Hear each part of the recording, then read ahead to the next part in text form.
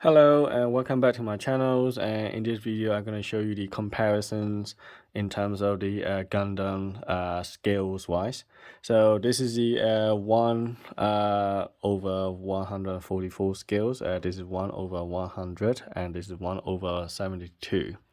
Now obviously they're all Gundam, but they're different manufacturers. So this is made by the Chinese company called Motor Nuclear, which I'm going to do the separate video on these guys on its own, because this is very tricky one to do the video on, because you can do a lot of things with it and they are very heavy and spiky. So this is gonna take me a long time to do this. I don't know how I'm gonna do this one on the video. And so these guys are small and easy. I can do it quickly without any problem. Right, so this is the metal build line from the Bandai and Tamashii Nation. So is this one. This is the metal robot spirit. So you can see the in terms of size, right? If I zoom in a little bit on these two, and you can see that they are very similar, the same structure with a die-cast skeleton. And obviously this is about 150 grams, this is about 300 grams, so about double the weight on this. And this is about 7 inches tall, this is about 6 or maybe 5.5. So that's the size wise, okay, difference. Now you can tell the difference in terms of the gun size. You can see the gun is really big, so about here on this one is very tiny, okay. And so is the shield. The shields that you can compare with this shields and with this one, you can see the size is really different, okay. So that's the major difference between these metal robot and metal spirit, metal build line. So yeah, it's exactly the same structure, the same look. It just upscale size.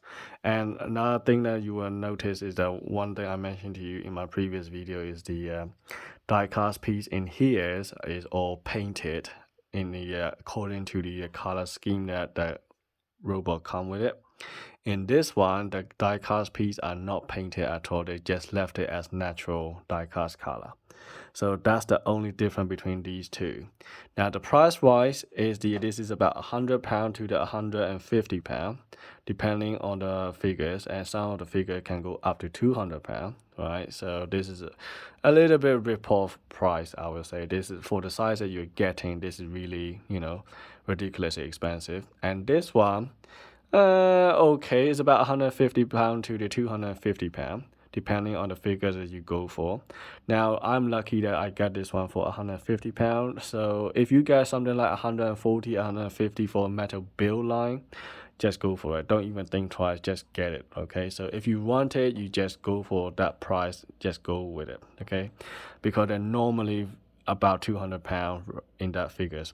So you may see that, okay, let's look at this Chinese version of the Gundam. Okay, so you might say, oh my god, this guy is big, so it will be double the price, right? Guess what? No. Really, it's not. This costs £200, okay, the same price as this guy. Now, what the hell? This is really big, and it's triple the weight on this, and you can do a lot more with it. And you can see all the fingers are actually individually articulated as well. You come with a lot of accessory, just like these Japanese version of Gundam. But the price, no, they are very cheap. And you may think that, okay, the price is cheap, so the quality will be crap. Actually, they are not. They're the same quality as these Japanese one. Okay, so they are the same quality, the same builds, everything. Die-cast skeleton as well is really nice and solid and heavy. And in fact, you get more for your money. Okay, and this is a really cool thing about it. The problem is the packaging on these guys are terrible. Okay, so I got 3 of them ordered from China from AliExpress, and they all arrived damaged, all 3 of them. Okay, and this guy is even worse because the box is really made of thin cardboard, and it's not solid like a proper Japanese version. And the box is all ripped, and then all the inside part is all bent. So you can see the wing here at the tip of this wing is bended. Okay, so this is really annoying. But then again, the inside the quality of the actual figure is really cool. It's just the packaging is absolutely terrible.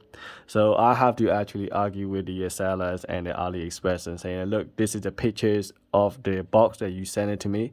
The box is supposed to be blaming square, right? I'm getting a triangle box here. So take a look at the picture yourself here.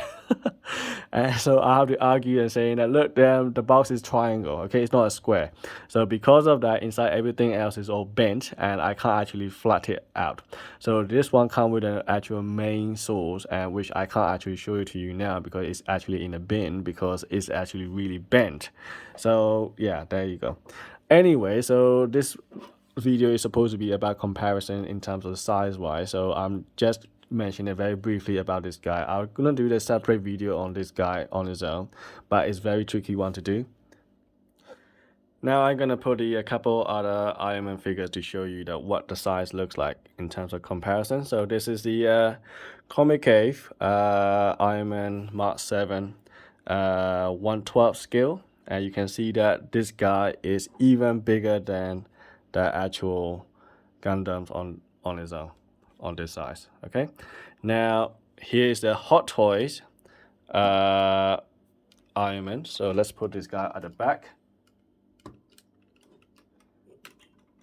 And you can see the size wise, this guy is close to the actual Iron Man.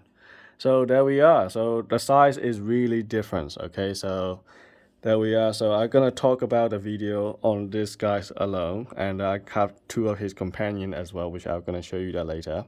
And there's number 3 version, which I'm about to order from the China, and there's also number 5, which is coming out soon, which is a pre-order, which I may get it later on. But anyway, so this is what it looks like, guys. So I hope you find this video very helpful, and then so that you can make up your decision which one is worth it, which one you should go for, and what you should be looking at. So anyway, thanks for watching and see you in the next video.